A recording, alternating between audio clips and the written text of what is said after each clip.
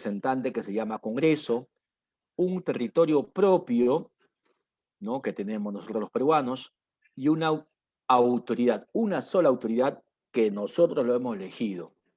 Significa que el Estado, en este caso, es elegido por el pueblo, sería una república.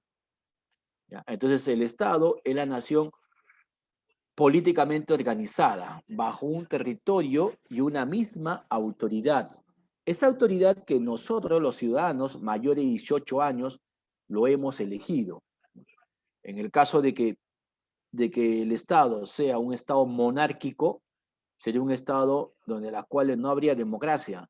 ¿Por qué? Al ser Estado monárquico, quien gobierna es un rey, una persona o un monarca que está en el poder hasta que él se muera y luego pues le sucede a sus hijos. En el caso del Perú eso no ocurre. El Perú, pues, es un Estado democrático. ¿Por qué? Porque se fundamenta en la democracia. Y la democracia es el gobierno elegido por el pueblo. Gobierno elegido por el pueblo, ¿no? Muy bien.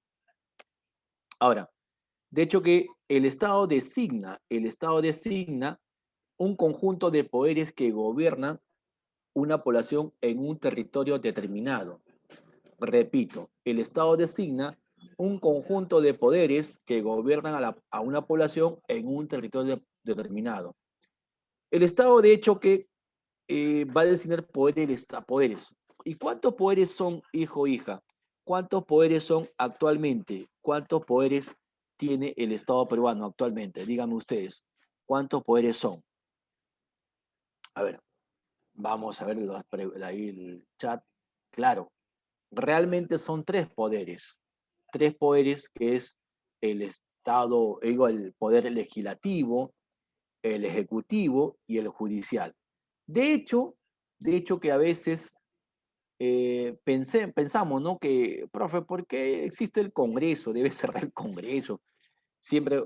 Lo que pasa es que el Congreso, su función es lo que dice la Constitución Política. La función principal del Congreso, escúchelo muy bien, es lo que llamamos crear, modificar o derogar leyes. Es la función del Congreso. Y además, realizar lo que se llama el control político. El control político. ¿Qué significa esto? Que el Congreso lo que va a fiscalizar al presidente de la República. Un buen país es cuando el Congreso y el Ejecutivo están siempre ¿no?, en desacuerdo y lo que se busca es un acuerdo. Ese es un buen país, aunque la gente no lo entiende eso, ¿no? La gente piensa que el Congreso siempre es que tiene que hacer caso a lo que dice el Ejecutivo o el Ejecutivo tiene que hacer caso al Congreso. No, no, eso no es así. Eso no es así. Un buen Estado de Derecho es cuando el Congreso y el Poder Ejecutivo siempre están enfrentándose y siempre están buscando mecanismos para poder pues, digamos, eh, ya, para poder solucionar problemas. Ah, Actualmente pensamos que pues, cuando el Congreso es contradictorio, siempre decimos pues Congreso obstruyente, ¿no? No, no es así. Es la función del Congreso. El Congreso tiene que investigar, para eso se le paga. El Congreso tiene que fiscalizar, para eso se le paga. El Congreso tiene que crear leyes o modificar o derogar leyes, para eso se les paga, ¿no? Entonces, la idea que existe un Congreso y un Poder Ejecutivo y un Poder Judicial es la base fundamental y el soporte que tiene todo país. Repito, y vuelvo a repetir, jóvenes, todo país, ¿ya? Todo país debe tener un Congreso de la República, un presidente y un poder judicial autónomo e independiente. Autónomo e independiente. No servil. Tampoco un Congreso y un Poder Ejecutivo que estén que estén siendo, que sean amixers, ¿no? Que sean amix, ¿no? Como dicen, que sean befas, bofes, ¿no? Bofes o befas, bueno, no, eso no. Tiene que haber un congreso y un ejecutivo que estén siempre en desacuerdo. ¿Para qué? Para buscar luego un acuerdo y llegar a un buen punto. Porque cuando el Congreso y el Ejecutivo están unidos, ya están unidos o son amixer, como llaman ustedes, lastimosamente, el poder se concentra en un solo punto y ya no hay cómo buscar otras alternativas. Yo estoy de acuerdo en la idea de que un Estado debe ser un Estado siempre, siempre contradictorio. Pero acá actualmente en el Perú nos han metido la idea que el Congreso y el Poder Ejecutivo siempre deben estar de acuerdo. No, no, no, eso no sucede así, eso no debe ser así. No es así. ¿Por qué? Porque eso trae un cúmulo de poderes, o sea, un tipo de fusión de poderes, que eso no es bueno, no es bueno. Muy bien. Entonces sigamos acá. A ver. Hay elementos del Estado, elemento del Estado. El principal elemento del Estado es la nación peruana, la nación. La nación es el pueblo que se organiza políticamente. La nación es el conjunto de personas, conjunto de identidades, de forma de pensar. ¿Ya? Este conjunto de personas, ¿ya? Es el conjunto de personas que las cuales tienen una tradición histórica, ¿ya? Tiene una tradición histórica. La nación se fundamenta en sus costumbres. De hecho, que el Perú tiene un tipo de tradición, ¿ya? ¿Ya? Eh, un tipo de tradición que en las cuales no tiene ningún sentido, ya digamos, de disgregante en el Perú. O sea, te explico esto. El Perú, sea de Huancayo, sea de Tumbes, sea de Puno, sea de Ica, tienes una concepción de que eres peruano. El peruano que vive digamos, el peruano que vive, por ejemplo, en Loreto, el peruano que vive en Piura, el que vive en Cusco o en Lima, o tal vez que vive en Tacna, eh, la concepción de identidad nacional es que es peruano, ¿ya? Es peruano, o sea, ellos le dicen, ¿dónde eres tú? De Perú. ¿Por qué? Porque mi historia es igual a lo que les he nombrado. Porque el de Tumbes, su héroe máximo por ejemplo, Miguel Grau. Para el Tacna también Miguel Grau. Para Puno también Miguel Grau. Porque la historia es única. Entonces tenemos un pasado histórico, digamos, un pasado histórico igualitario. O sea, lo que vive en Loreto estudia la historia del Perú, tal como el que estudia lo que vive en Tacna, o lo que vive pues, en Lambayeque, o lo que vive en Amazonas. Entonces, la historia peruana es única, no hay otra historia, o sea, el pasado histórico es único. Por eso es el concepto de nación, ¿no? El concepto de nación. Ahora, vamos por la costumbre. En la cuestión de costumbres sí podemos ahí un poco debatir, ¿no? Porque en la cuestión de costumbres, los peruanos, ahí sí tenemos diferentes matices, diferentes matices. Es decir, las costumbres que tienen los de Puno son muy, pero muy diferentes a lo que tienen la gente que vive en Tumbes. Los de Loreto tienen muy diferente la costumbre del que vive en Arequipa, por ejemplo. Si tú juntas a un arequipeño y a un loretano, ya lo juntas en un lugar, ellos te pueden decir con DNI que soy peruano, pero culturalmente escúchale y te das cuenta que son peruanos, pero son distintos. Tal vez el de Arequipa o el de Ayacucho o el de Apurímac tiene sus propias costumbres. que son muy diferentes al que vive en la costa, por ejemplo. Entonces, lo que pasa es que esta variedad que tiene el Perú de aspectos culturales no solamente abarca el aspecto humano, sino abarca también al aspecto, digamos, climático y también al aspecto del lugar donde residen, ¿no?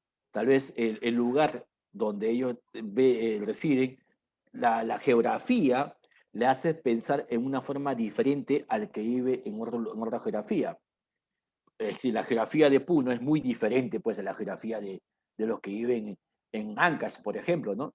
Y cada uno tiene su aspecto cultural, su aspecto etnográfico, por ejemplo, ¿no? Entonces, la nación en el Perú, lo que sí se conforma como historia peruana, sí es equivalente o igualitaria, pero como aspecto cultural, ahí sí somos un poco diferentes, como aspecto cultural. Es decir, que el peruano, pues, en el sentido de que cada departamento tiene su propia identidad cultural. Y usted cuando tal vez en un momento determinado en su vida escolar ha tenido pues un concurso de danzas, ¿no? Y te das cuenta las variedades de cada danza y de cada departamento y de cada provincia. O sea, estás en un departamento, pero cada provincia tiene su propio aspecto cultural, ¿no? Eso de ahí es una heterogeneidad que tiene la nación peruana en el aspecto de hecho cultural.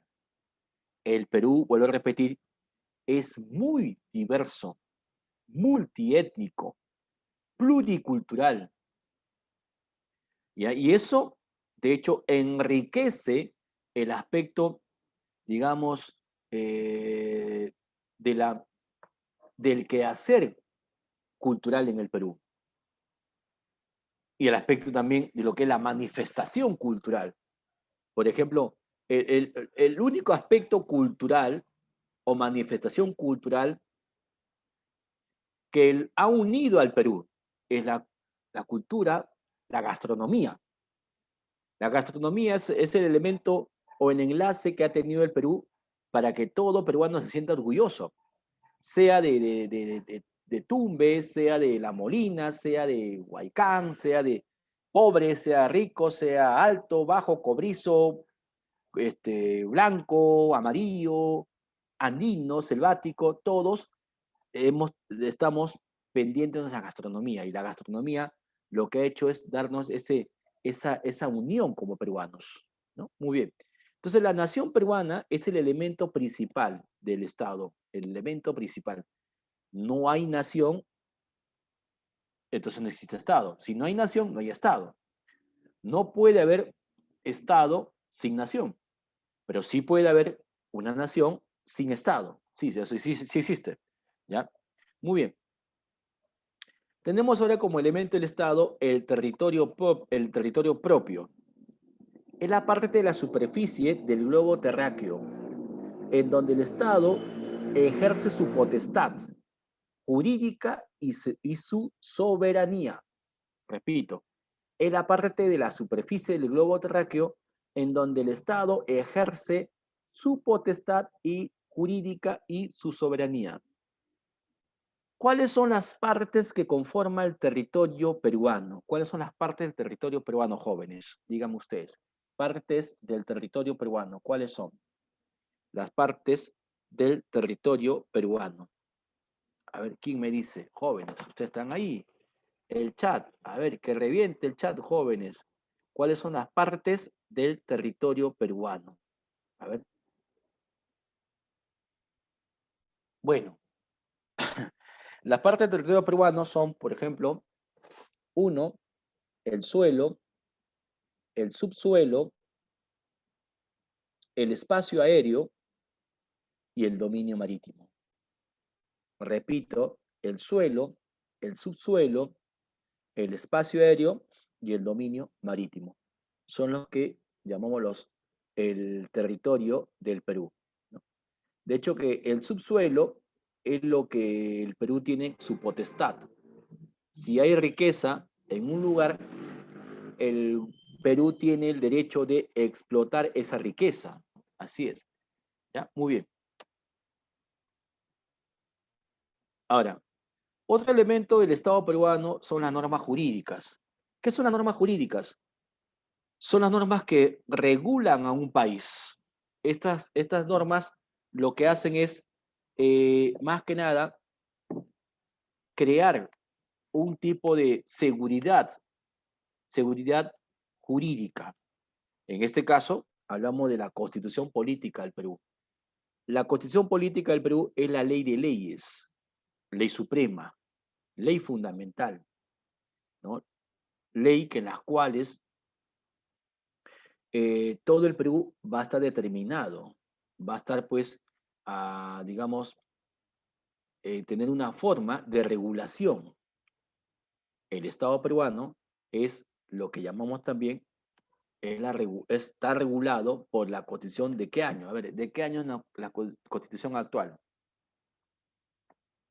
¿De qué años es la Constitución actual, jóvenes? A ver, ¿qué me dicen ustedes? ¿De qué año es la Constitución actual? ¿De qué año? A ver, ¿de qué año? Muy bien, muy bien. Del 92, claro, el 92 fue convocada el Congreso Constituyente, pero la aprobaron ¿en qué año? Al año siguiente. Es el año 1993.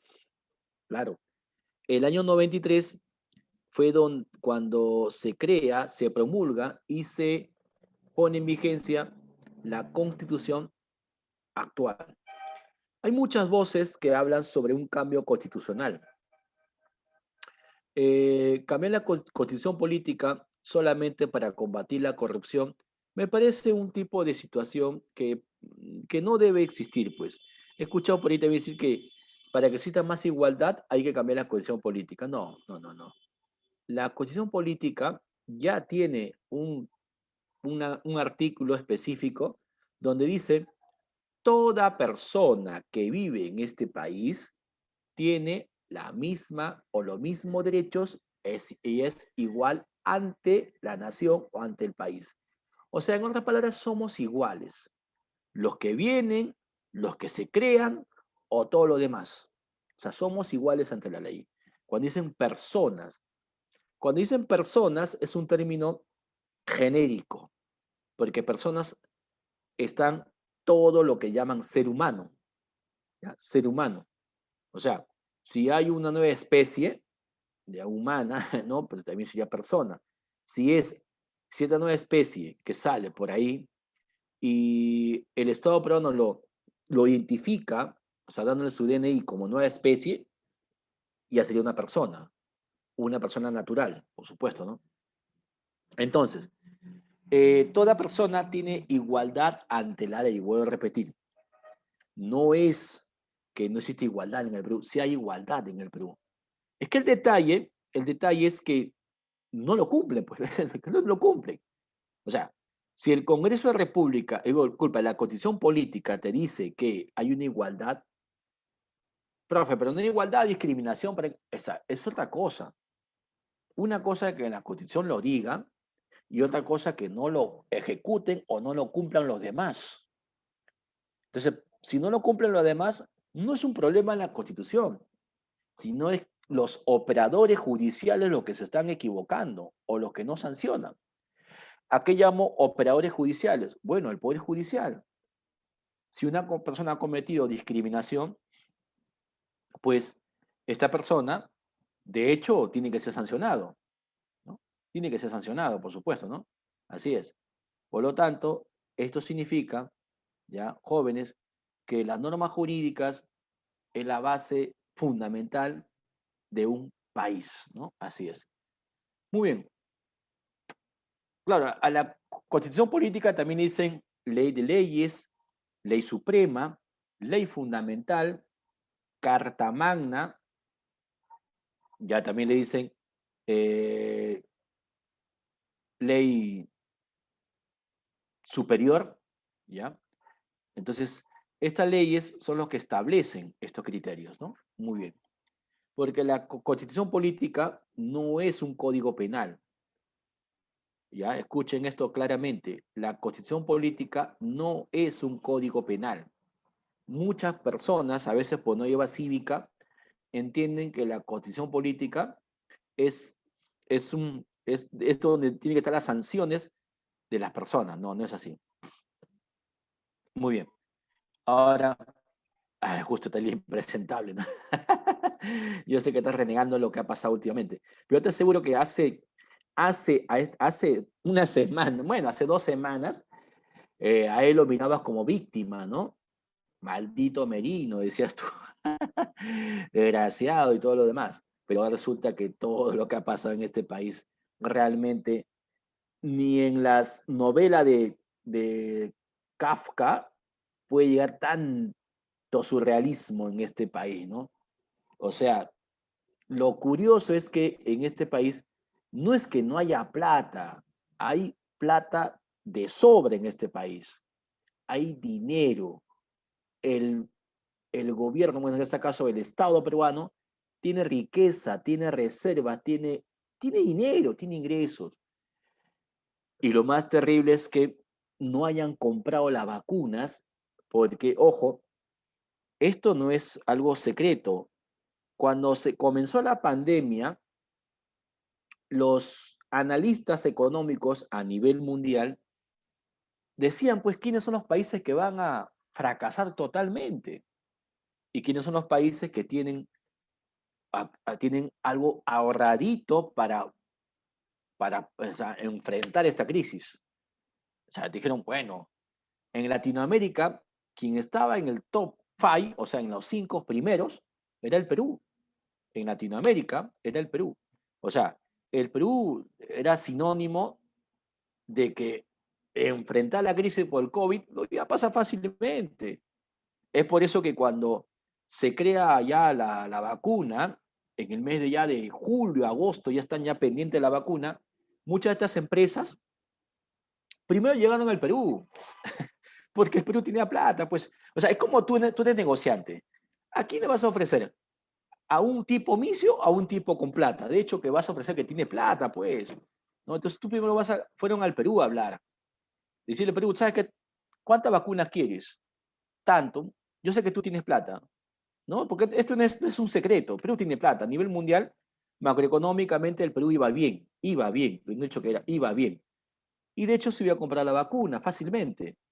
Pero por cuestiones ya que ahorita están saliendo, que están siendo tildados por delito de genocidio y traición a la patria todavía. O sea, a mí ese cargo tan grande, ¿eh? Entonces, esto de aquí ha hecho que, que el poder no sea bien llevado. O sea, el poder, como ahora voy a explicar, el poder es la autoridad o capacidad que tiene el Estado para mandar, para ser obedecido, y lo cual emana del pueblo. Es por eso que nos encerraron, pues. Nos metieron una cuarentena de casi un mes, donde nadie podía salir, porque el Estado tenía que ser obedecido, porque eso se llama poder. ¿No? El Estado dice, ¿sabes qué? Cuarentena, nos quedamos todos.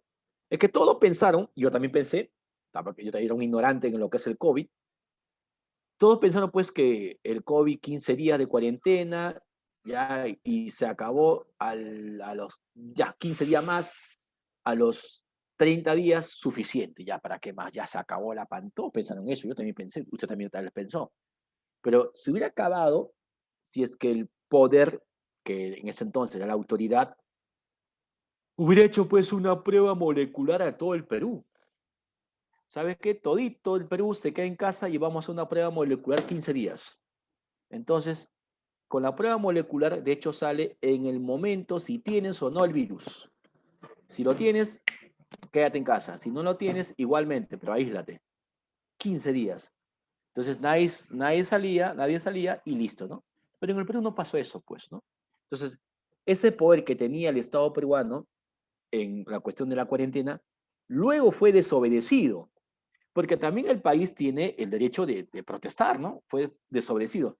La protesta que fue, no es que salgan a la calle a hacer con su pancarta, no, no, la protesta era la desobediencia civil. Es decir, dijeron, no hay cuarentena, ya no hago nada, acaso está loco, ¿cuál es cuarentena? Al final me voy a morir de hambre, no, te sigo trabajando. O sea, Ahorita, por ejemplo, estamos en cuarentena. O sea, deberíamos estar en cuarentena como pasó en abril. Y no estamos así.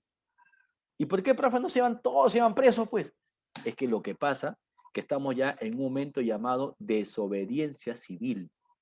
¿Ya? Y el Estado, bueno, el gobierno no tiene el poder de controlar ahora las masas, ya no tiene ese poder, porque ya lo perdió. El poder se gana cuando se hacen planes efectivos. Si no hay planes efectivos, la gente realiza la desobediencia civil. Y eso es lo que ha pasado ahora, ¿no? Muy bien. Ahora, tenemos los deberes que tiene el Estado peruano frente al pueblo. Los deberes que tiene el Estado peruano. Principal deber es defender la soberanía nacional. Significa que el Estado peruano tiene que defendernos de todo acto de invasión, injerencia de otros países. Y además también el Estado peruano tiene el deber, ¿ya?, de defender la soberanía nacional y aparte, más aún, tiene el deber de que el territorio no sea pues invadido ni tampoco que los extranjeros puedan ejercer un dominio dentro del Perú. Eso de ahí el Estado peruano tiene que defender. Muy bien. El otro es garantizar la plena vigencia de los derechos humanos. Cuando hablamos de derechos humanos, no solamente hablamos de los peruanos en sí, sino también hablamos de los extranjeros. Ya sabemos muy bien que en el Perú hay extranjeros. Nunca se ha visto tantos extranjeros en el Perú ni en la historia republicana, salvo con los esclavos y los chinos culíes. Pero de ahí no han habido gran oleada de extranjeros que han llegado al Perú. Entonces, esos extranjeros que han llegado al Perú, han llegado del Perú, disculpe, tienen los mismos derechos humanos que tú tienes, ¿ya? La sola diferencia que ellos no son de aquí, pero por el derecho internacional, toda persona que no es de ese país y vive en el país tiene el derecho igual que todo ciudadano, ojo, derecho humano que todo ciudadano, no derechos civiles, ¿ah?, sino derecho igualitario. Cuando digo derechos civiles significa que el extranjero no va a votar, por supuesto, ¿no? No es que llegue acá y vote, no, no. Aunque el extranjero sí puede votar siempre y cuando que ellos se naturalicen o se nacionalicen, ¿ya? Ojo, se naturalicen o se nacionalicen. Bajo ese tipo de contexto sí puede votar, ¿no? Ahí sí puede votar. Inclusive los peruanos, los nacionalizados, hasta pueden llegar a ocupar cargos como alcalde, ¿no? Así es. Muy bien. Vamos a ver acá. Una más. Proteger a la población de las amenazas contra su seguridad. Proteger a la población de las amenazas contra su seguridad. En este caso, vamos por el lado del COVID, ¿no? El COVID es una pandemia, bien sabemos que ha aminorado la economía de muchos países. Entonces, los países, bueno, el poder, en este caso el gobierno, el Estado, tiene que proteger para que la población no tenga, digamos, situaciones de amenaza que van contra su integridad. Además, el Estado peruano promueve el bienestar general que se fundamenta en la justicia y en el desarrollo integral equilibrado de la nación, ¿ya? Cuando hablamos de bienestar general, no se habla que todos vamos a tener pues un auto y una casa amoblada, no, no, no. Se habla de bienestar general cuando ningún peruano se debe morir de hambre, por ejemplo. Se habla de bienestar general cuando ningún peruano tampoco va a ser iletrado, o sea, va a ser analfabeto. Ningún peruano se va a morir por el COVID, por ejemplo. Eso es bienestar general. Todo peruano va a estar vacunado. Eso se llama bienestar general. Eso de ahí, ¿se puede llegar a Perú? Sí se puede llegar y se estaba llegando. Lo que pasa con el problema de la pandemia ha originado todo este tipo de situación que amenaza contra la seguridad económica y social que tiene el Perú, ¿no? Muy bien, sigamos acá. Ejecutar la política de fronteras y promover la integración. Cuando dicen política de fronteras significa cuidar lo que tenemos ya en el territorio y ningún país nos puede arrebatar ni tampoco romper relaciones diplomáticas. Y cuando hablamos de promover la integración significa que el Perú o el gobierno del Perú puede, digamos, formar bloques económicos que significa que puedan, digamos, apoyar a la economía y el aspecto también social y cultural.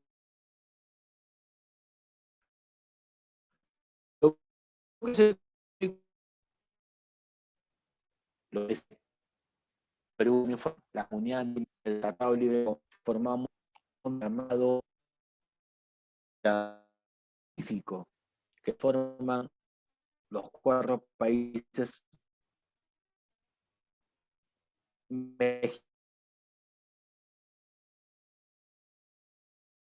eh, lo que llamamos la APEC, que es la Cooperación Económica Asia-Pacífico. El Perú se integra a esa comunidad. Entonces, el deber del Estado es buscar mecanismos para que, puedan tener mayor capacidad de interacción que es el Perú, ¿no? Muy bien. Ahora, la pregunta es, el deber 6 es cohesionar las zonas fronterizas concordancia con la política exterior. O sea, se busca desarrollar la zona de frontera. Las zonas de frontera tienen que ser, pues, cuidadas, ¿no? Para que no exista, pues, lo que llamamos la invasión, pacífica. Comúnmente conocemos la invasión violenta, que es mediante una guerra, pero cuando hablamos de invasión pacífica es lo peor que una guerra. La invasión pacífica es cuando un país limítrofe va influenciando a un pueblo vecino, ¿no? Y le dando influencia tanto en educación, salud y todo lo demás, que llega un momento que ese pueblo, que antes era de ese país, ya puede pedir una libertad o una libre determinación de los pueblos, del pueblo. O sea, decir, yo ya no quiero pertenecer a tu país, o sea, a este país, ahora quiero pertenecer a este país porque prácticamente me ha dado todo lo que yo quiero, ¿no? Así es, muchacho, ¿no? Por eso que anteriormente se veía una política llamada la política de fronteras vivas, ¿no? En las cuales se promovía que mucha gente que no tenga trabajo, que no tenga oportunidades, tenga una oportunidad eh, poblando esas zonas de, digamos, de frontera, ¿no? Donde el Perú, de hecho, que tiene que apoyar ¿no? el país. Muy bien. Muy bien. Entonces vamos a ver acá. El elemento peruano que es, ¿no? Lo que llamamos la nación, el territorio, la organización jurídica y la soberanía. Ahora vamos a ver formas de estados. El estado administrativo, el estado burocrático y el estado de derecho. El estado administrativo son estados en los cuales se regula por la acción organizativa que tiene un país, ¿no? El estado burocrático es un estado donde se centra en poder en un lugar. El Perú era un estado burocrático. Después de la regionalización, ya este país tiene, aunque sea algo de descentralización, algo aunque sea, porque antes el centralismo era tan asfixiante que todo era Lima. Inclusive había alguien que dijo así, ¿no? Lima es el Perú y Perú es Lima, lo demás no existe, ¿no? Algo así. Y el Estado de Derecho es la expresión que designa la igualdad entre el derecho y el Estado peruano. Por lo tanto, el Estado de Derecho es aquel cuyos actos sociales y de gobierno están basados en un ordenamiento jurídico. separando expresamente en la esfera de competencia, o sea, tres poderes: el judicial, el ejecutivo y el legislativo, los tres poderes del Estado, ¿no? En este caso, los tres poderes son los que van a estar siempre equilibrados, ninguno sobre encima del otro, sino equilibrado, ni tampoco que el otro esté haciendo órdenes de lo que el otro dice, no, no. Cada uno tiene su propio criterio, ¿no? Muy bien, tenemos acá ahora el estado de excepción. La misma imagen usted ve ahí, el estado de excepción. El estado de excepción es cuando el país se encuentra en peligro, el país está a punto de colapsar. Son muchas variables o muchas variantes que que le proponen a generar un estado de excepción en un país. Por ejemplo, los desastres naturales. Por ejemplo, eh, una pandemia como ahora. Por ejemplo, una guerra civil, ¿no? O un desorden social. Esto amerita que el Estado, mediante el poder que lo faculta, puede imponer un tipo de situación, de un régimen donde los derechos no van a ser completamente respetados, ¿no? Este tipo de régimen de excepción se hace cuando el país está en peligro. Y hay dos formas, ¿no? El estado de sitio y el estado de emergencia. Lo que actualmente tenemos vigente en todo el Perú es el estado de emergencia. Y un estado de emergencia, de hecho, los derechos fundamentales, algunos derechos fundamentales son suspendidos. Son suspendidos. Por ejemplo, a la libertad de reunión está suspendido, a la libertad de la inviolabilidad del domicilio está suspendido. Por ejemplo, la libertad que tiene usted para transitar libremente por cualquier lugar también está suspendido, ¿ya? En algunas horas está suspendido, por supuesto, por eso se llama toque de queda, ¿no? Muy bien. Y tenemos el Estado liberal.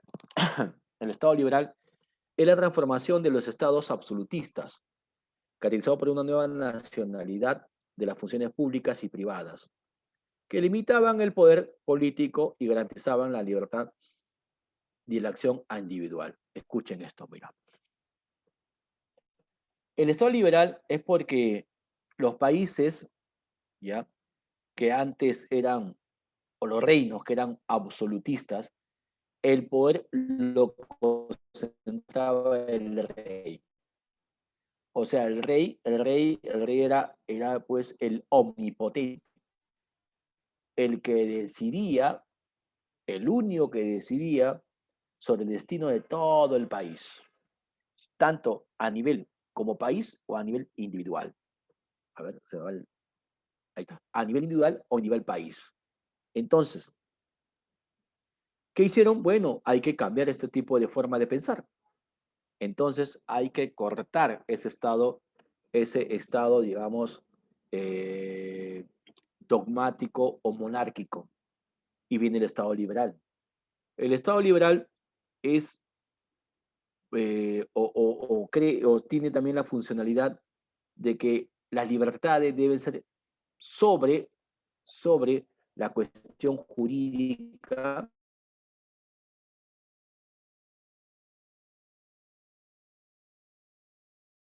de un gobierno, por ejemplo. O sea, la libertad de la persona, sin libertades, absolutamente usted no tiene ningún tipo de futuro.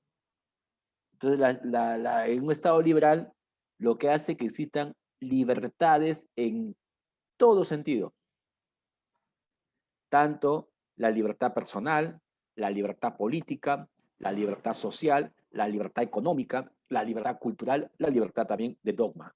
Es decir, usted puede elegir lo que quiera.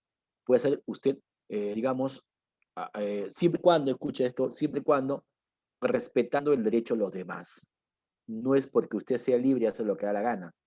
Porque cuando se da en el sentido de que usted quiere hacer lo que da la gana, se llama libertinaje y eso no es bueno tampoco para un país, ¿no? Muy bien. El Estado moderno comprende los estados surgidos tras las revoluciones liberales, por lo cual el Estado se autolimita a través de la Constitución, garantizando por medio de órganos el respeto a la pluralidad y el equilibrio de poderes y la igualdad jurídica. El equilibrio de poderes, repito, son cuando el Ejecutivo, el Legislativo y el Judicial tienen la misma funcionalidad jerárquica, o sea, tienen la misma jerarquía, no hay uno sobre otro, ¿no? Así es. Muy bien, el Estado plurinacional significa cuando en un Estado hay muchas naciones, en un Estado hay muchas naciones que conviven, conviven, pero cuando hay un Estado plurinacional puede provocar o es un hervidero de confrontaciones, siempre y cuando que en un Estado plurinacional ya haya la idea de identidad como país, ¿no? Identidad como país.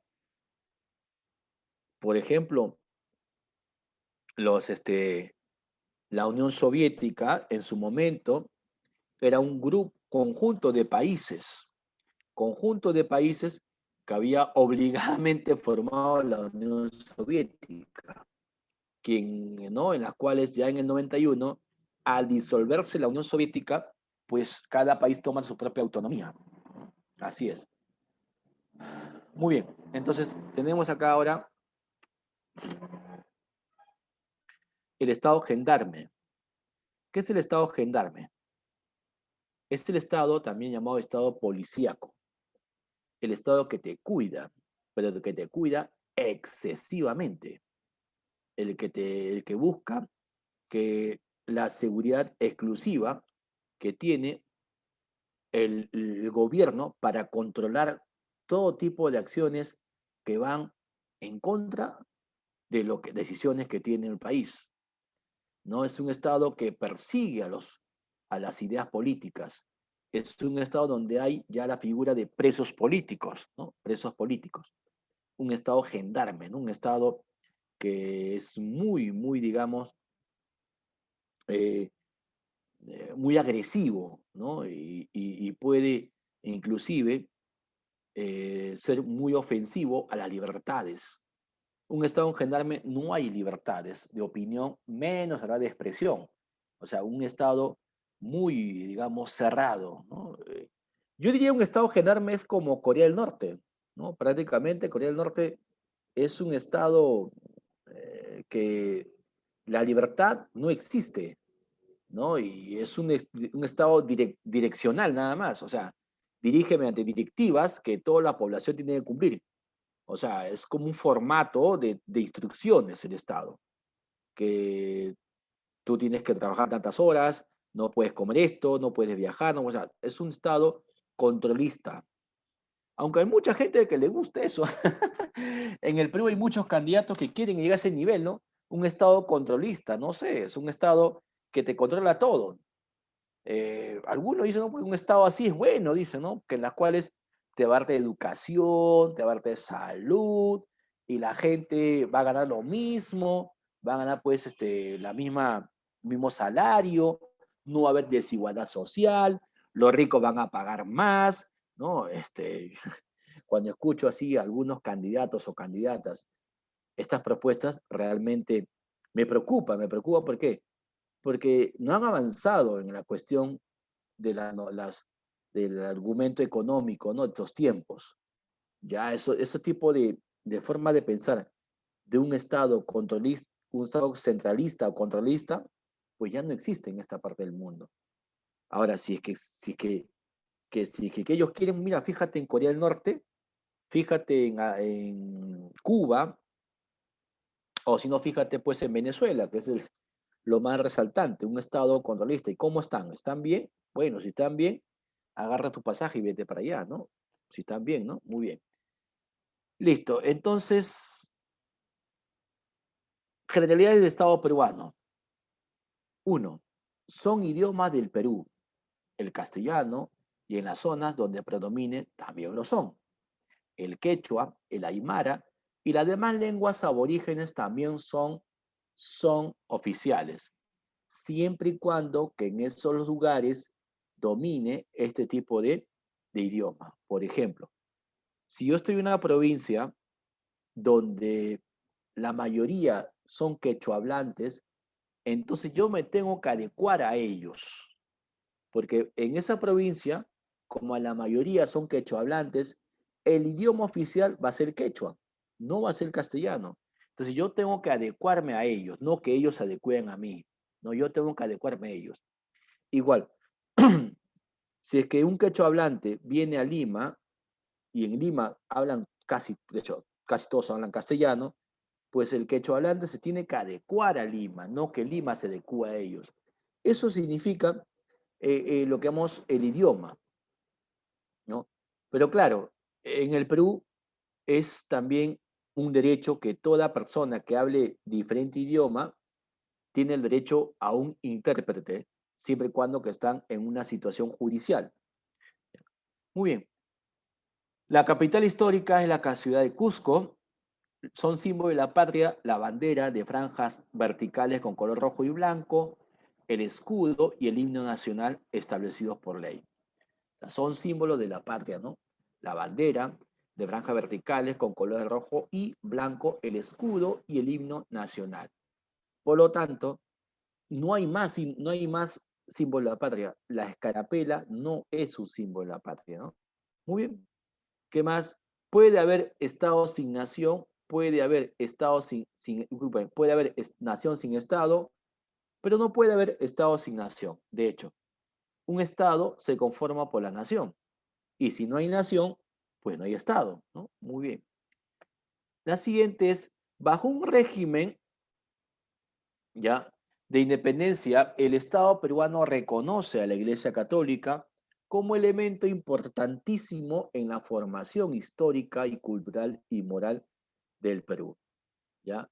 Así como también proclama la libertad de los cultos, ¿no? Ahora, en este sentido, ¿por qué, profe, la Iglesia Católica? Porque somos un país mayormente católico, mayormente católico. ¿Católicos de verdad o católicos que solamente le llamaron católico cuando fue bautizado, nada más, y nunca supo, ¿no?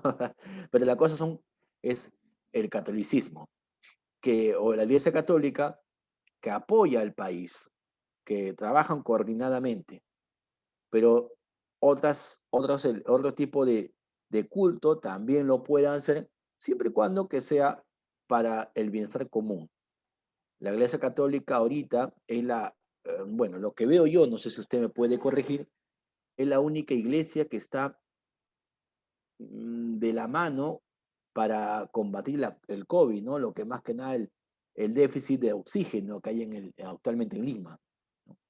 Ahora, bajo un régimen de dependencia del Estado peruano, claro, la Iglesia Católica, pero así como también proclama la libertad de cultos que tiene este país, ¿no? Así es. Tú puedes profesar lo que tú quieras, no hay problema. Usted puede ser testigo de Jehová, adventista, musulmán, evangélico, católico, cristiano, como se llame. No hay problema. En este país es libre. Tu libertad de decidir qué cosa usted va a hacer es libre, ¿no? Muy bien. Así es. Bueno, también ateo es libre, o sea, es tu decisión es tu decisión.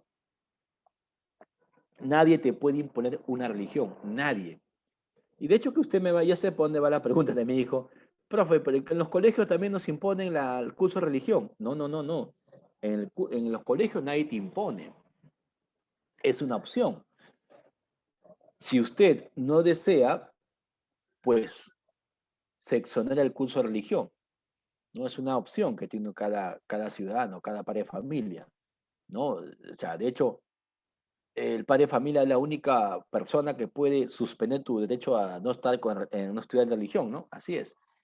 El ateo, de hecho, el ateo es la persona que no cree absolutamente en una deidad, no cree en una deidad, no existe. Para el ateo no existe deidad, o sea, deidad significa Dios, ¿no? Un Dios supremo, un Dios, digamos,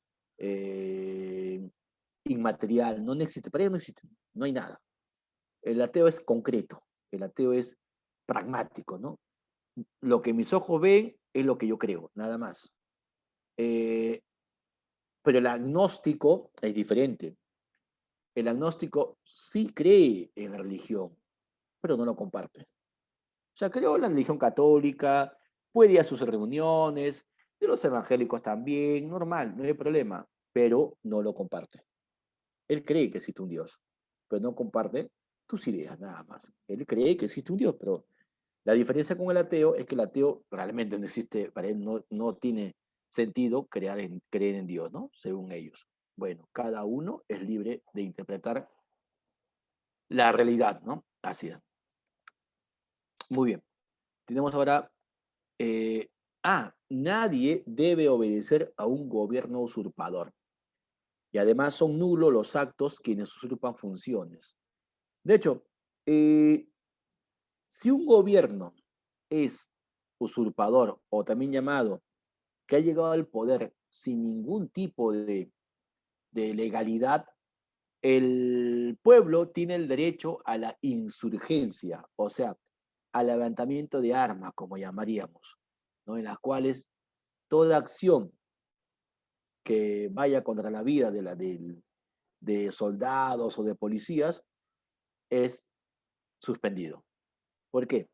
Porque al defender tú la libertad, ¿ya? Estás buscando que este país ya no haya lo que llamamos usurpación o golpe de Estado, también llamaríamos. Entonces, voy a repetir, todo usurpador, sus actos que haga son nulos. Entonces, a esto voy, hijo. Merino, ¿fue o no fue usurpador? ¿Qué me dicen ustedes? Y yo lo voy a debatir, ¿ah? Merino, ¿fue o no fue usurpador? Constitucionalmente, ¿ah? Merino, ¿fue o no fue usurpador constitucionalmente? A ver, ¿qué me dicen ustedes? ¿Usurpó funciones, sí o no? ¿O lo que hizo fue, o lo que los 5 días que estaba era legal o no era, o era ilegal? ¿Qué me dicen jóvenes? ¿Era o no era legal? Merino. A ver, nadie me dice nada. ¿Qué pasó, muchachos? ¿Ya? Así es. Así es. ¿Y sabes cómo te compruebo? ¿Por qué? Miren, cuando Merino llega al poder, ya él mientras está buscando a su gabinete presidencial y lo consigue, juramenta el gabinete ministerial, juramenta a todos los ministros, o sea, ya hay un consejo de ministros a los 3 días. El cuarto día, ya el cuarto día, mientras había las marchas y todo lo demás, el cuarto día, Merino suscribe una ley devolviendo hasta 4 UITs el dinero de las AFPs al pueblo. O sea, autoriza que el AFP devuelvan el 4%, las 4 UITs al pueblo. Y Merino promulga siendo el presidente de la República. Muy bien. Al día siguiente ya vino todo la hecatombe social, es donde él pues renuncia. Entonces, a los 2 días asume el señor Sagasti.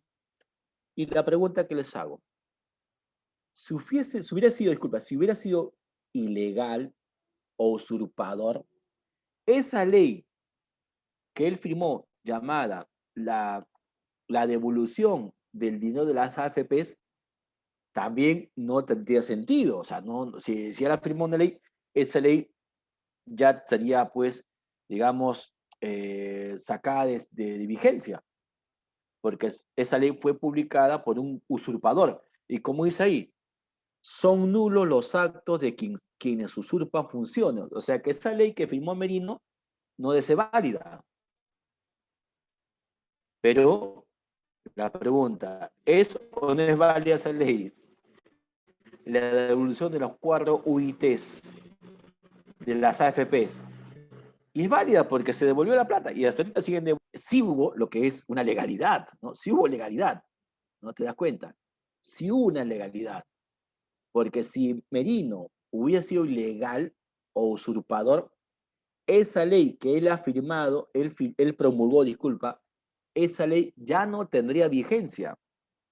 Pero sí tuvo vigencia, ¿te das cuenta? Sí tuvo vigencia. Entonces, quiere decir que el acto de Merino de promulgar la ley de la devolución de los aportes a los aportistas de la AFP fue legal. Entonces, concluyendo que las acciones de Merinos sí tuvieron legalidad. Así es. Porque fácilmente la AFP va a decir, bueno, yo no devuelvo nada. ¿Por qué? Porque ¿quién lo hizo? Merino. Merino es usurpador, no acato. Lo puede hacer, pero no lo hizo. ¿Por qué? Porque sí era legal. ¿Te das cuenta? Muy bien. El pueblo tiene el derecho de insurgencia en defensa del orden constitucional. Eso sí es verdad. Cuando hay un gobierno usurpador o una dictadura, el pueblo peruano sí tiene el derecho a manifestarse libremente, ¿no? A una insurgencia también llamarse.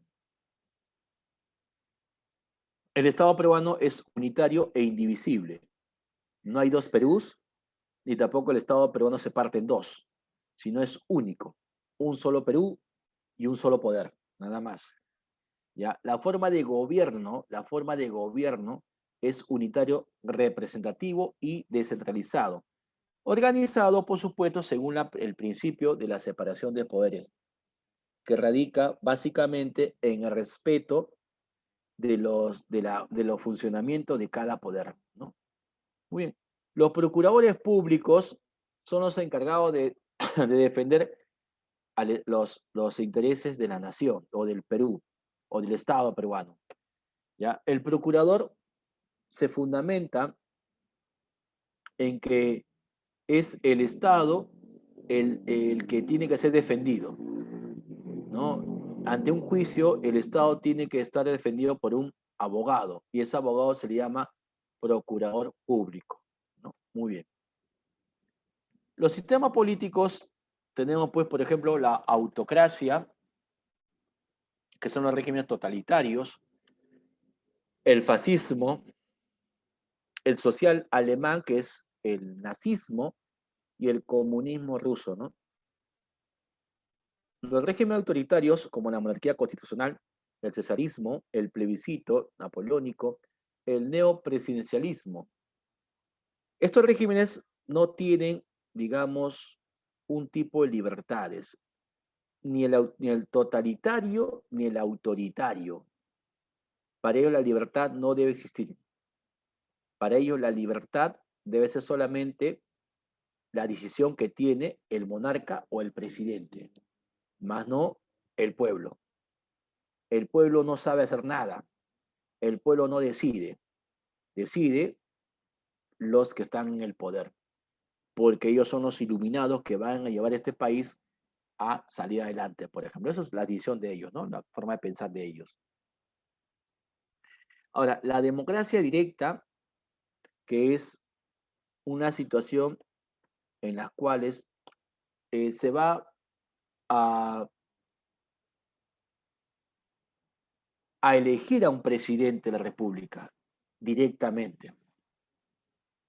Un gobierno de asamblea también es como que forman una reunión donde van un grupo de personas con diversas condiciones, por supuesto, y van a decir los destinos de este país.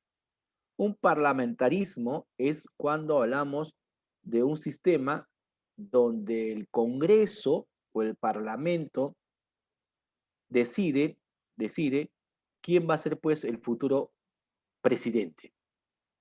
El gobierno de gabinete está conformado por el primer ministro y los demás ministros. Es un gobierno elegido también por el pueblo. El presidencialismo, esto es el Perú, esto es el Perú. Es decir, en el Perú, ¿a quién elegimos como presidente? ¿Elegimos a un grupo o elegimos solamente a una persona? A una sola persona, ¿no? Claro que elegimos a una sola persona. elegimos solamente a un presidente de la República, no elegimos a dos ni a tres. Y ese presidente de la República tiene dos funciones. Una que es ser jefe de Estado y otra es ser jefe de gobierno, que es muy distinto. Jefe de Estado se le dice, ¿por qué? Porque es la representación que tiene el Estado peruano ante organismos o demás países. Y el jefe de gobierno se le dice que es aquel que va a administrar el país. En el Perú, el presidente Sagasti es jefe de gobierno y a la vez jefe de Estado, ¿no? Así. Muy bien, entonces vamos a ver las preguntitas, jóvenes. Voy a dejar de compartir. Voy a hacer las preguntitas. Muy bien, acá están las preguntitas. A ver qué me dicen ustedes. Un momentito, por favor. Esto voy a... Bien, un momentito. Ya, voy a compartir acá. Muy bien, acá está. Muy bien, estamos con las preguntas ahí. Ya, ya vamos a ver. Ya, a ver, ¿qué me dicen ustedes? Ya se ve la imagen, ¿no? A ver, un momentito, por favor. Un momentito, un momentito, un momentito.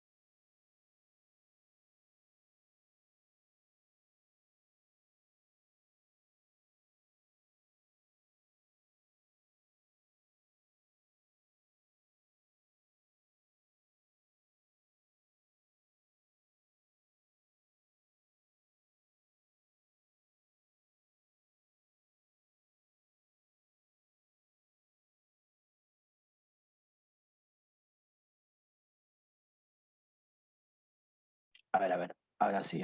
Vamos, jóvenes, muy bien. Vamos a ver. A ver, jóvenes, la primera pregunta, a ver qué dice ahí.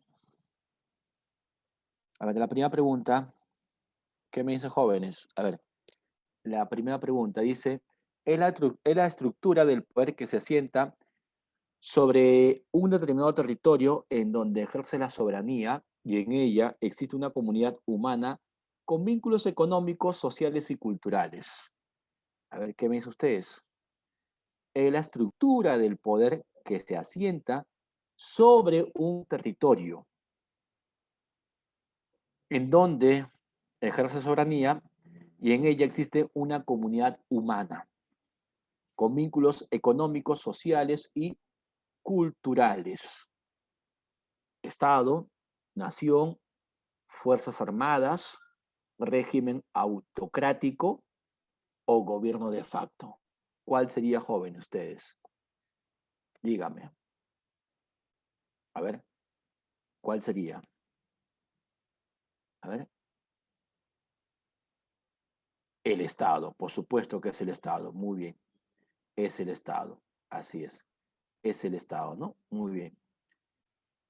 La primera pregunta es, de hecho, es el Estado. Perfecto.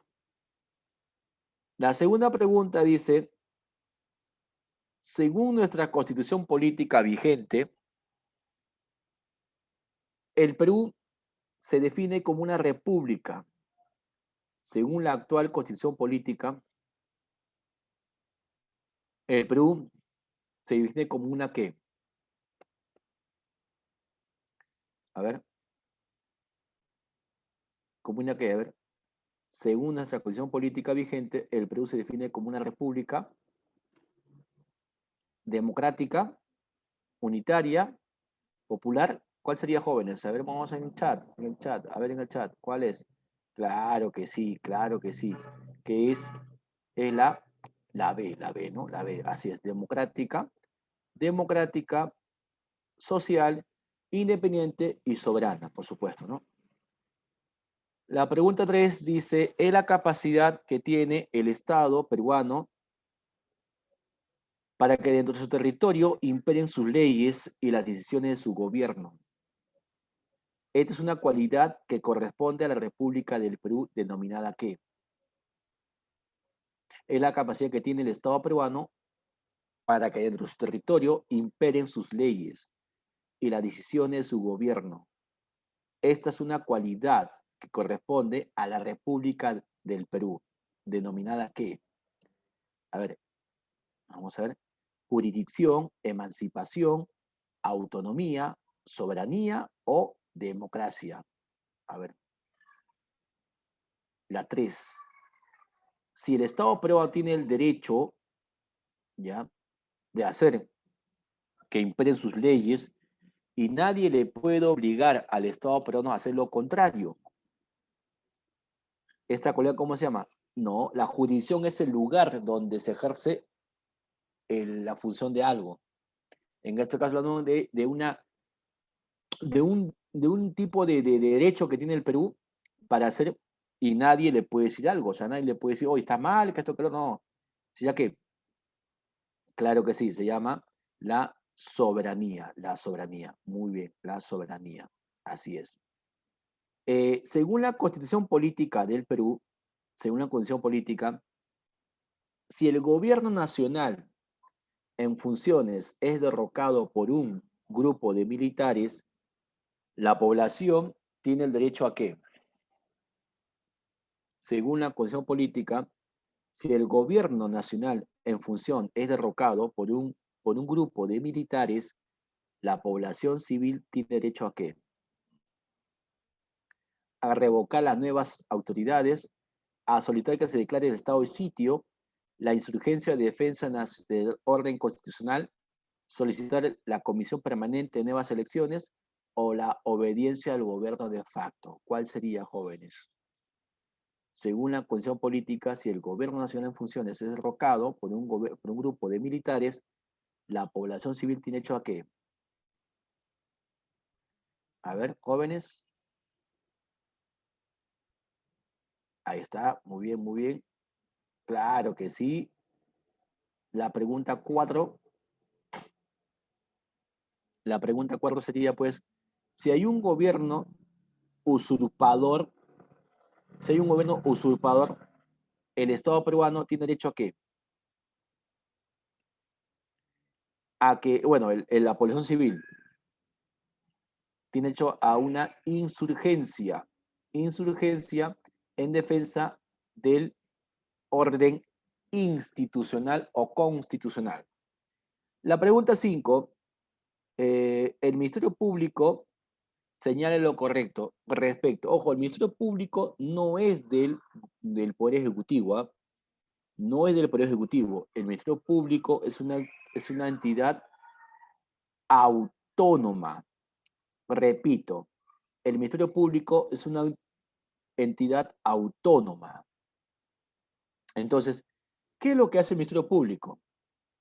Se encarga de la administración de justicia, representa a la sociedad ante los tribunales, dicta sentencia en los tribunales, administra justicia en materia electoral o nombra jueces y fiscales. ¿Qué se encarga los fiscales en este caso? ¿Qué se encargan los fiscales? ¿Cuál es la chamba de los fiscales? ¿Mm? Así es. No. La A es de los jueces.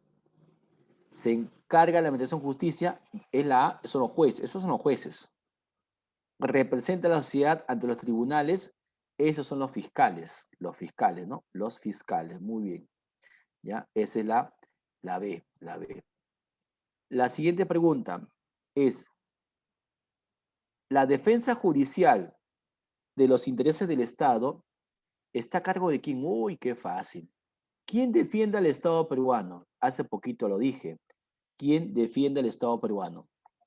¿Quién defiende el Estado peruano? A ver, ¿qué me dicen ustedes? ¿Cómo se llama el abogado defensor del Estado peruano? El abogado defensor, ¿cómo se le llama?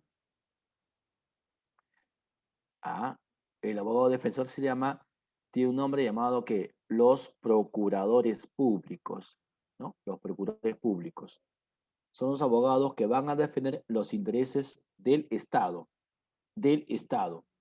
En cambio, los fiscales defienden los intereses de la sociedad, ¿no? Que es muy diferente. La comunidad y el Estado reconoce instituciones naturales y fundamentales, ya fundamentales de la sociedad. ¿A quién lo reconocen? Bueno, en la comunidad y el Estado reconoce como fin superior, aunque esto está en debate, pero, pero reconoce como fundamental a la familia, el matrimonio y el matrimonio, ¿no? Familia y el matrimonio. Para el Estado peruano, ¿ya? El matrimonio es lo que debería ser. Repito, para, para el Estado peruano, el matrimonio debería ser fundamental para este país. Debería ser fundamental prácticamente, ¿no? En este país. Los actuales congresistas de la República cobrarán más de 50.000 soles por concepto de aguinaldo. ¿Considera usted en esta época, la pregunta es, ¿considera usted en esta época este hecho? A ver, ¿qué dice usted? Y usted eso sí lo sabe usted. ¿Qué considera usted hecho? Es que este hecho, ¿mm? El congresista va a cobrar sus 50.000 soles, ¿no? Muy bien, de aguinaldo. Mientras cualquier trabajador cobra 300 soles, este cobra 50.000 soles. ¿Este hecho qué representa? A ver, ¿qué me dicen ustedes? ¿Este hecho qué representa? ¿Una acción que moral y legal, correcto y moral, legal pero inmoral, justo y deshonesto, procedente e insensato? Claro, insensato sí, ¿no? Pero más que nada, un aguinaldo es un derecho. ¿Es legal? Sí, es legal. Pero el monto no es que sea ilegal, es legal. Pero vamos por la cuestión moral. Si el Perú, la gente se muere de hambre, la gente tiene necesidades, y tú como autoridad, tú como funcionario público, ¿vas a cobrar 50.000 soles por aguinaldo? ¿Es moral o inmoral? De hecho, que es una acción inmoral, pues, ¿no? Porque no estás, bueno, la inmoralidad, nadie se va preso por inmoral, pero digamos, es una acción que no debe ser, pues, no debe ocurrir. La descentralización de los poderes del Estado es una aspiración nacional e histórica. ¿Con qué se busca o para qué se busca descentralizar? ¿Por qué usted quiere descentralizar? ¿Para qué? ¿Crear instituciones públicas en todo el país? ¿Transformar la estructura productiva? ¿Crear más universidades? ¿Desconcentrar la función pública? ¿O busca con la descentralización el desarrollo integral, equilibrado y sostenido de este país? ¿Qué se busca ahí? Ah, que no se pase. Ay, ay, ay. Que no se pase por. Ay, ay, ay. Muy bien, ya, ya. Es La nueve es lo que llamamos el desarrollo integral y equilibrado que tiene el país. La pregunta 10, ¿ya? La pregunta 10 dice, ¿no? Los gobiernos locales, para aumentar sus ingresos y lograr el desarrollo de sus ciudades, reciben aportes provenientes del Consejo Nacional de Descentralización. Estos aportes se reciben a través de ¿qué? La SUNAT, MIMDES, PRONA, Banco Central o el Fondo Común. Los gobiernos locales reciben los aportes ya derivados de lo que la SUNAT ha, digamos, ha recaudado. Por ejemplo, el IGB es 18%. De 18%, 16 se va al gobierno nacional y el 2% se va como apoyo al Fondo Común de las Municipalidades, ¿no? Así es. Muy bien. La siguiente es acá. Este es la 10, es la E. La pregunta número 11, ya hay 11, no es característica de la defensa nacional. La defensa nacional es la forma como proteger al pueblo ante amenazas tanto interna y externa. Si el gobierno está buscando proteger a la nación, entonces su característica es la siguiente. Es permanente, sí, porque trabaja las 24 horas y todo el año. Es ejecutiva porque ejecuta formas de acciones para poder disminuir los efectos de un desastre, por ejemplo. Es preventiva, ¿por qué? Porque busca antes que se cometa el acto. Es integral porque no solamente conforma la defensa nacional, conforma la defensa civil, conforma los gobiernos locales y regionales. ¿Es inoportuna? No, es oportuna. En el caso de aquí, de la 11, es la E. Eso no es característica de la defensa nacional. Y la última, ya para ahí, bueno, las dos últimas, ahí está, las dos últimas. La acción de organizar a la sociedad para que los hombres puedan satisfacer sus deseos y necesidades corresponde a qué? La acción de organizar la sociedad para que los hombres puedan satisfacer sus deseos y necesidades corresponde a qué? Es al Estado. Y la 13, cuando el poder se encuentra concentrado en pocas manos, el poder resultante es de tal fuerza que origina abusos y arbitrariedades virtualmente incontrolables. Por esta razón, el gobierno debe regirse por un principio de que, o sea, debe haber una democracia, independencia o una separación de poderes. ¿Qué me dicen ustedes, jóvenes? ¿Una qué? A ver acá, a ver, la última pregunta. ¿Cuál es? ¿Una qué? De hecho, que es una separación de poderes. Muy bien. Muy bien, jóvenes. Entonces, ya son las 7. Muy bien, nos vemos, cuídense bastante. Hasta luego, cuídense. Nos vemos. Hasta luego.